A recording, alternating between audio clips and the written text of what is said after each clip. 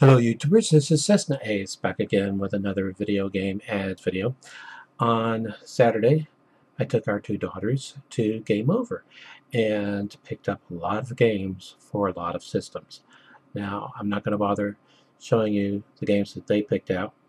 These games are all mine. Now, I'm going to be showing these in system order, which is what I usually do with Game Over game ads videos. And that is, I'm going to show games for the oldest system first and progress through to most current system. Within each system, I'm going to be showing the games in alphabetical order. As I have new subscribers, which I greatly appreciate, by the way, I will go ahead and repeat what I've no doubt said in the past ad nauseum, and that is I have a lifetime discount card at Game Over. And on games I don't get a 10% discount on, it's because they only charged me a penny for that game. So what I do before I record each Game Over game ads video is I go through the receipt and I verify which games I only paid a penny for, and then I put them in what I call the penny pile. And then at the appropriate time in the grand scheme of things, I pull that cart and or disc, as the case may be, and show it. Now, you'll probably no doubt notice somewhere around there it should say RetroZone. That is because also on Saturday I received a package in the mail from RetroZone containing a homebrew that I had ordered, and they shipped it 2-day priority. So really cool. Alright, this first game is for the Atari VCS, or Video Computer System, as it was known when this game was released in 1981. At that time, the publisher of this game, Activision, was doing something Atari themselves was not doing, and that is giving credit to the game designer on the cartridge label, on or in the manual, and on the box. Now, this is Activision release AG-008. Now, I'm kind of thinking AG probably stood for Activision Game. I'm simply going by the fact that with Sega releases for the Sega SG-1000, the SG stood for Sega Game. As I stated, it's just a theory. Conceived and designed by David Crane for enjoyment on your Atari Video Computer System. Laser Blast. Now, you probably noticed that I have de-stickered this one. That's something that I'm going to be doing from now on with Game Over Game Ads videos. Remove the prize stickers before I show the game. Although you could probably tell where the odd sticker might have been. But there are generally 3 stickers. One on the face, one on the spine, a giant one on the back. The ones that are on the back are no problem to remove at all. And generally the others don't give me too much problem. Depends on how long it's been on there and other factors. Alright, also from 1981 and also from Activision. This is release AG-011, conceived and designed by Bob Whitehead for use with the Atari Video Computer System. This one has 8 game variations, and then underneath that it says, see game instructions for details. Well, I don't have the game instructions, at least not yet, but you never know what might happen in the future. Stampede.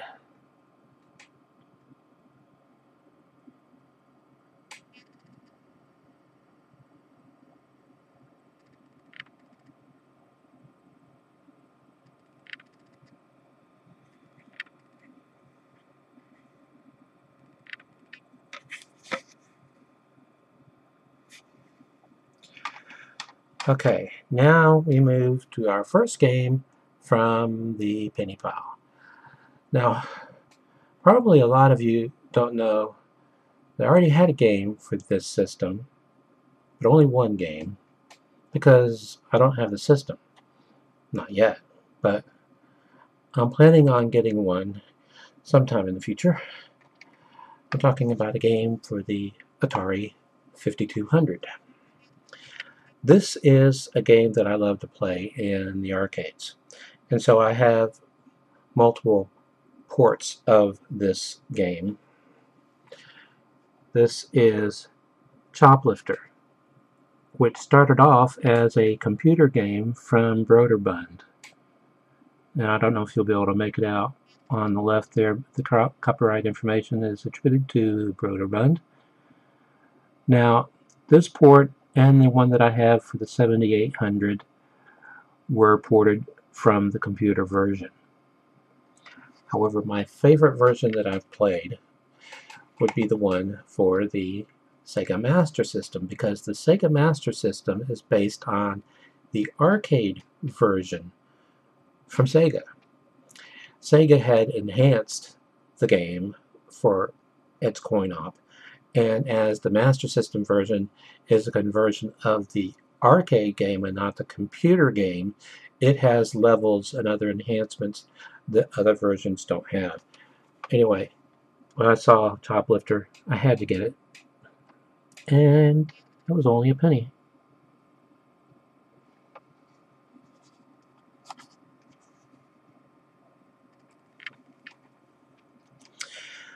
Okay, this one wasn't only a penny, but it was only around $3. It is for the 5200. Produced under license from Sun Electronics. Kangaroo.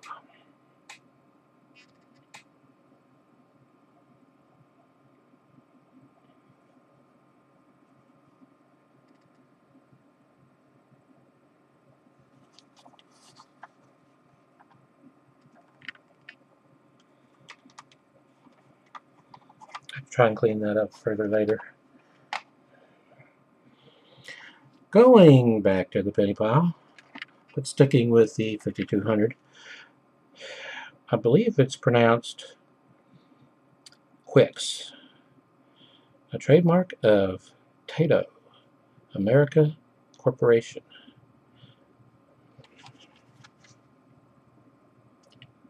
Quix.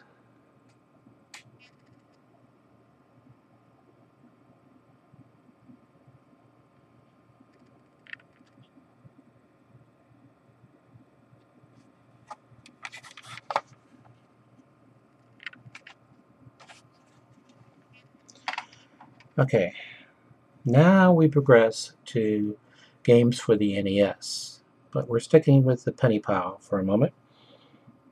In my series on my game collection for the NES, I showed the one game I have in this series. It was actually the second game in this series. Now I have the first from Jaleco, Bases Loaded. Now, they released 4 games for the NES in the Bases Loaded series, and 4 in Japan for the Famicom.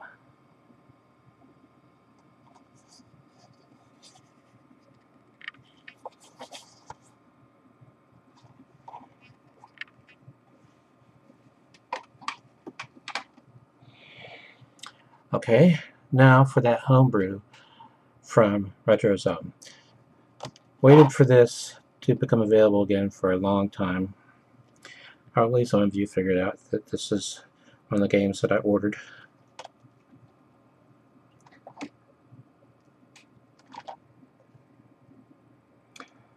Glider. Now you no doubt notice that above where it says RetroZone it says Flash Cart, and then in the lower left where the controller is pictured it says Programmable Series.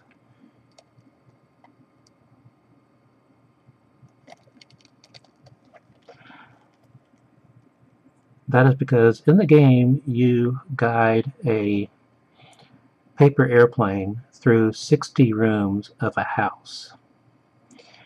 And once you finish the game, you can download another house into the game. And you can also save your games to PC using the Copy NES. This is copyright 2008 RetroZone and is released RET-GL-GBL. Made in USA, as all of their cartridges and internal components are. If you haven't seen these small boxes before, well, RetroZone doesn't always use them, but they sometimes do, such as when they first released Airball. And these boxes were probably more common, well, they were more common in places like Europe than they were here, because I didn't see them back in the day here being the States. Total cost of this, by the way, $42, which is reasonable considering that it's a game and it's a flash cart. Okay, for the NES from Data East, Ring King.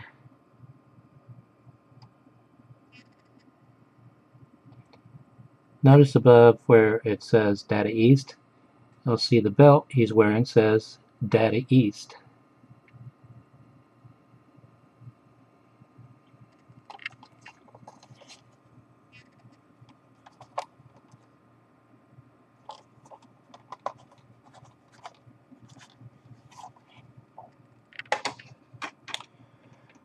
Okay, what do I go with next? Aha. The Sega Genesis.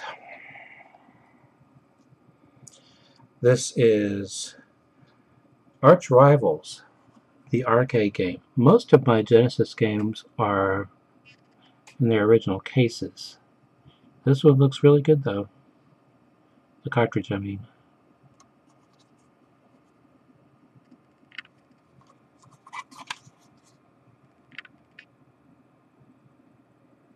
That's not in focus. You can make out the outline of where the sticker was though. Also, from Data East for the Genesis,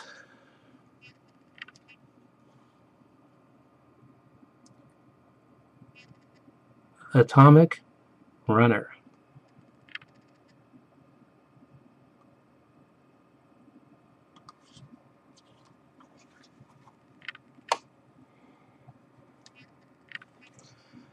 From Electronic Arts, and they use these oversized cartridges.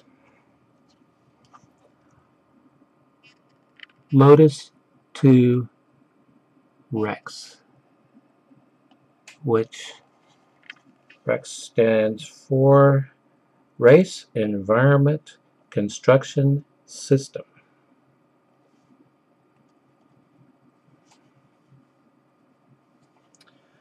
All right. Now, this is more like it. You're going to start seeing now in this video a lot more games that are in their original boxes or cases. When I went in there this time, I was shocked because it was like being inside of the most amazing toy store around Christmas time, or pick your favorite analogy. It was just amazing. Boxed games everywhere and systems everywhere. Boxed systems and customized systems that had their own customized skins on them and so forth. And I mentioned it to the guy behind the counter when I was paying. He said it was because the store was under new management. He was managing the store now. It had been managed by the owner, who still owns it. He owns another store as well as the warehouse. So he owns 2 game overs in the warehouse. And I was looking at all this, and he said, well, he decided that the route he was going to go was inventory. As much inventory as he could possibly stock, he was going to. And so I think that's just great. There were some rather pricey items behind glass, though. I mentioned their behind glass area before. But there was a game up there that I want. Been looking for a while. For the Atari Jaguar. Doom. Now, wanted $130 something for it. And you might think, what? First of all, it's one of the better games for the Jaguar. Secondly, factory sealed. Third, and I had never seen this before with a video game, it was graded and slabbed. Had never seen that before, as I stated. To be redundant. And not progressing. This is for the Genesis, Shanghai 2, Dragon's Eye, from Activision.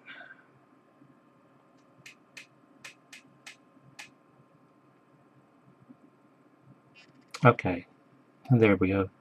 Mega Mouse Enhanced.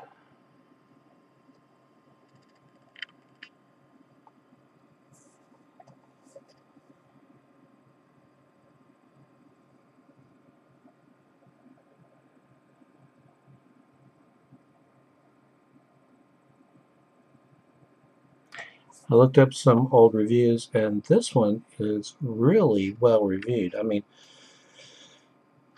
a lot of reviewers like this game. That's what I'm trying to say. For one or two players, as I like to say, complete with Wee Little Winky.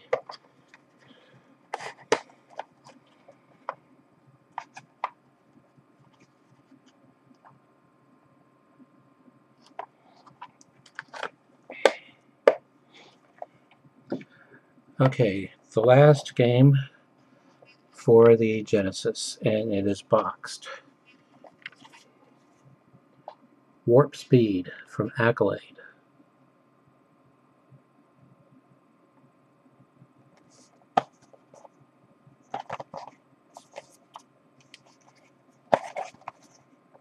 You'll probably notice one or two flaws with the box.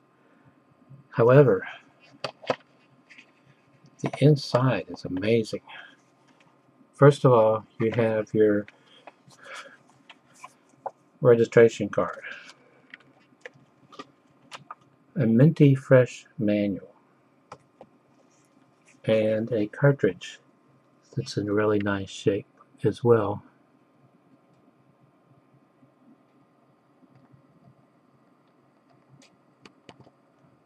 Okay, I'm only going to push it so far. There we go. Accolade. Games with personality.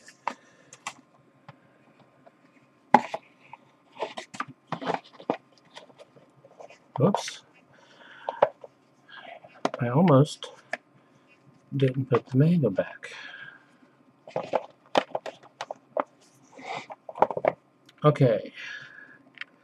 From the penny pile for the Sega CD. Rise of the Dragon from Dynamix, which was owned by Sierra Online.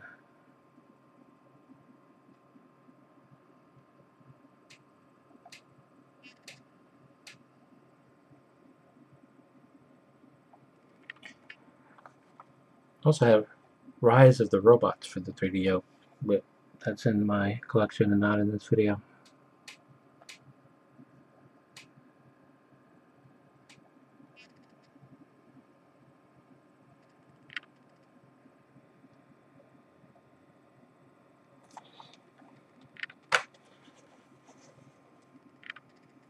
Complete.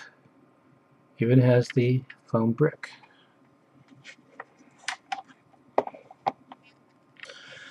Okay, now we move on to the Nintendo 64. This one is from the penny pile. Body Harvest.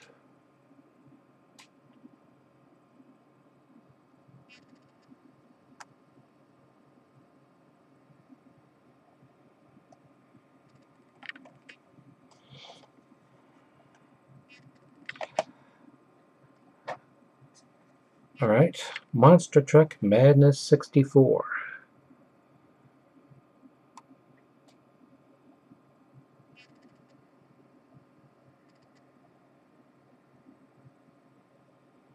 Oh, like you really want to see the backs.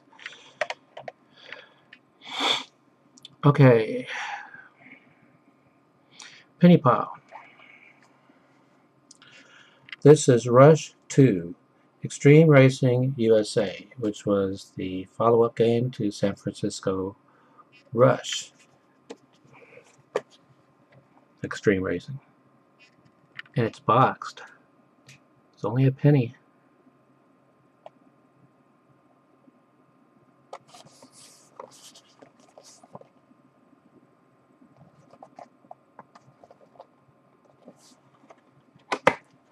And inside, including the manual and everything, and the cartridge, just plastic. I would say that is a good find, especially since I like games boxed and I really like racing games. And this was both, and was only a penny. Okay, moving away from the penny pile, we have San Francisco Rush Extreme Racing.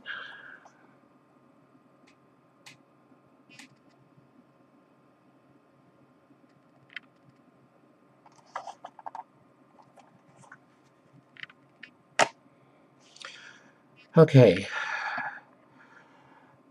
considered one of the worst games for the Nintendo 64, but I wanted it anyway. Superman.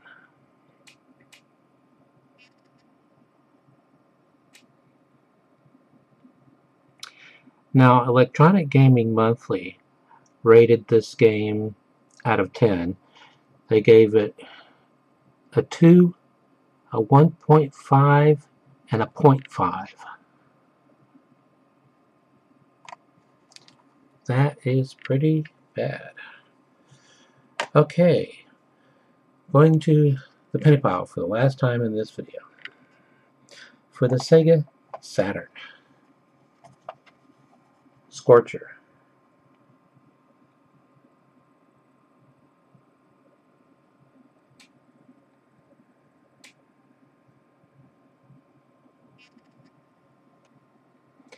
A futuristic racing game set in a 3D environment.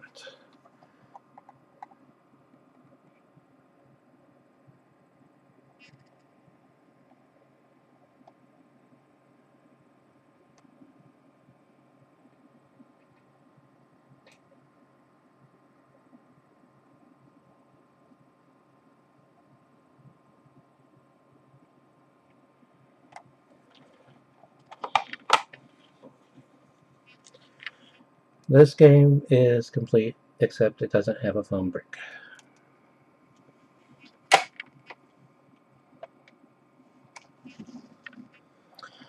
Okay, moving on to the Sega Dreamcast.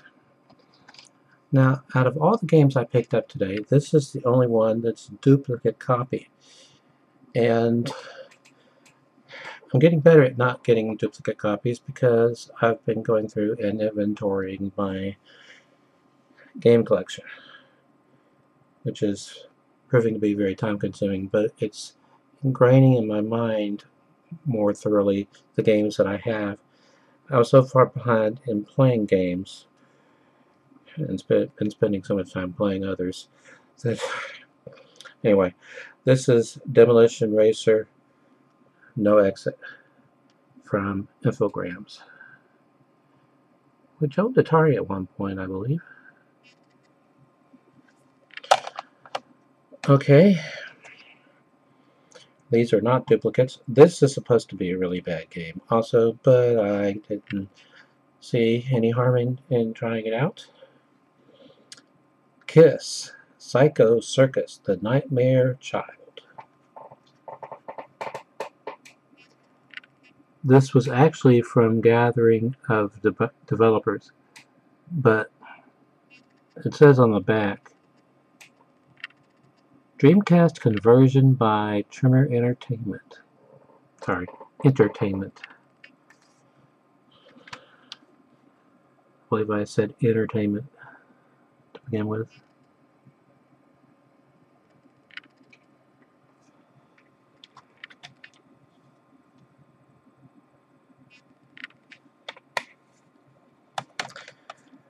Okay, Star Wars Demolition.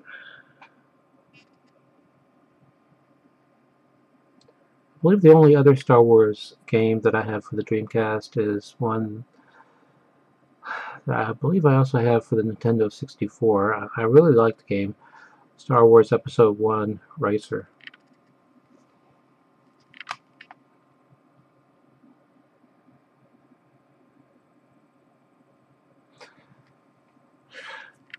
The Dreamcast version of that game is fast.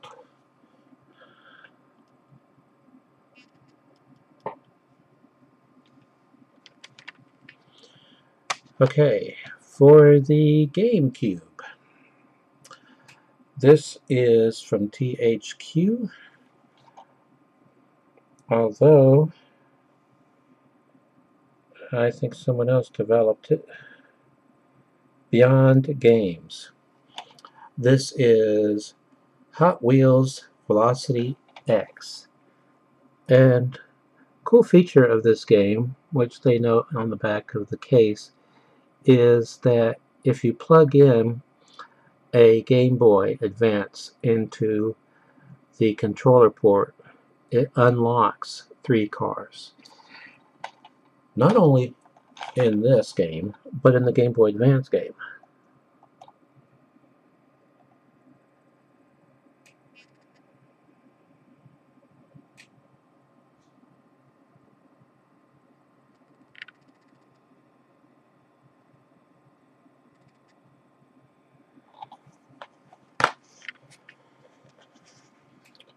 This is complete.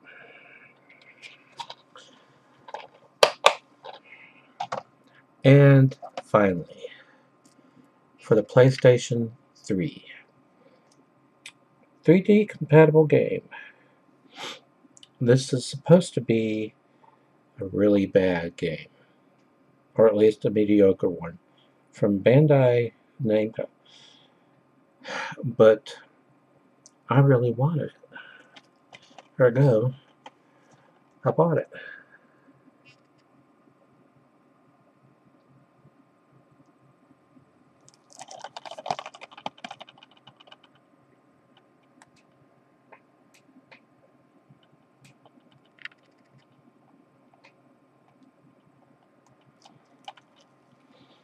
And obviously it is complete because it is still sealed. Alright, that about covers it for this video. Until next time, stay awesome.